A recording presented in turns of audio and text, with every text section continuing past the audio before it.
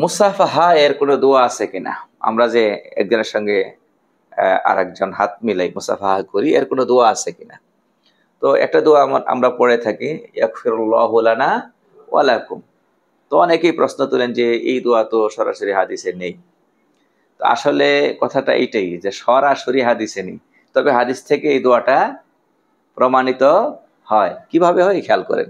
হাদিস শরীফে এসেছে যে হাদিসটাকে শোনেন, আনিল বারা ইবনে আযিব রাদিয়াল্লাহু তাআলা আনহু قال قال رسول الله صلى الله عليه وسلم اذا التقى المسلمان فتصافحا, যখন দুইজন মুসলিম একে অপরের সঙ্গে সাক্ষাৎ করে আর তারা মুসাফাহা করে, দুইজন মুসাফাহা করে, ওয়া হামিদাল্লাহ আযজা ওয়া জাল্লা, এবং দুইজনই আল্লাহ তাআলার প্রশংসা করে, ওয়াস্তাগফারাহু, এবং আল্লাহ তাআলার কাছে দুইজনই ইস্তেগফার করে, গুফির আলাহুমা অথবা গফার আলাহুমা, আল্লাহ তাআলা তাদের দুইজন কি করে দেন? ক্ষমা করে দেন। এখানে কি আছে? আল্লাহ প্রশংসা করার কথা আছে এবং আল্লাহর কাছে ইস্তেগফার করার কথা আছে। এখন ইস্তেগফার কেমনে করবেন? হয় আপনি আপনার ভাষায় করতে পারেন, আর এই সহজ বাক্যে যদি করতে চান, আরবিতে করতে চান, তাহলে সেটা হবে এরকমই, ইয়াগফিরুল্লাহু লানা ওয়া লাকুম, আল্লাহ তাআলা আমাদেরকে ক্ষমা করেন, তোমাদেরকেও ক্ষমা করেন। এটা তো এই যে হাদিসে বলা হয়েছে ইস্তেগফার করার কথা, এখানে আরবিতে একটু কি করে দিল? ইস্তেগফার করে দিল। এখন কেউ যদি বলে হাদিসের উপর আমল করার জন্য আরবি বলা লাগবে কেন? আমরা যদি বাংলা বলে দিই, অসুবিধা কি?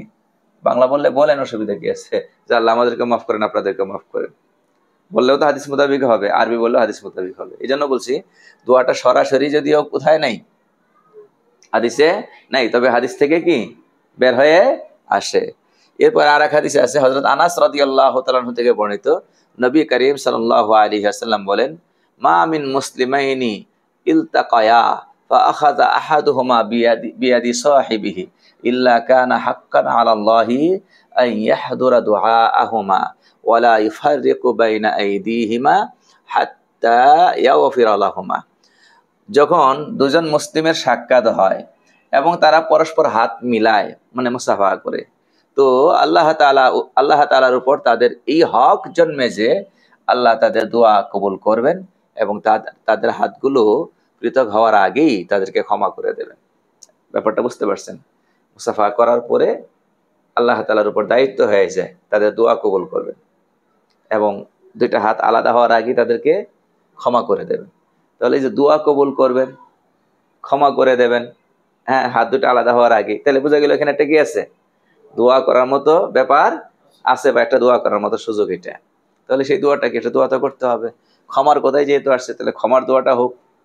তো ওই জায়গাগুলো থেকে এই কথাটা মানে বের হয়ে আসে যে আমরা আরবিতে ইচ্ছা করলে এভাবে বলতে পারি। কোনটা? ইয়াগফিরুল্লাহু লানা ওয়া লাকুম। তবে এতটুকুন ঠিক যে হুবহু এই বাক্যটা রাসূল সাল্লাল্লাহু আলাইহি ওয়াসাল্লাম কি করেন নাই, বলেছেন বলে প্রমাণিত না।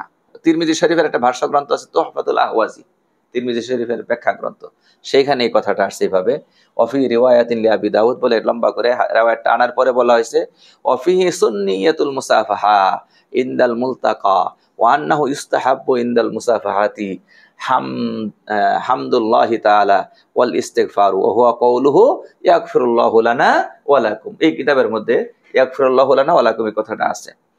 যে এই হাদিস থেকে, উপরে হাদিস থেকে বোঝা যায় যে মুসাফা করা সুন্নত পরস্পরের সাক্ষাতের সময়, আর হলো মুসাফার সময় আল্লাহর প্রশংসা করা এবং ইস্তেগফার করা। ইস্তেগফারটা কি? এই হইতে পারে, ওয়া হুয়া কাউলুহু ইয়াগফিরুল্লাহু লানা ওয়া লাকুম।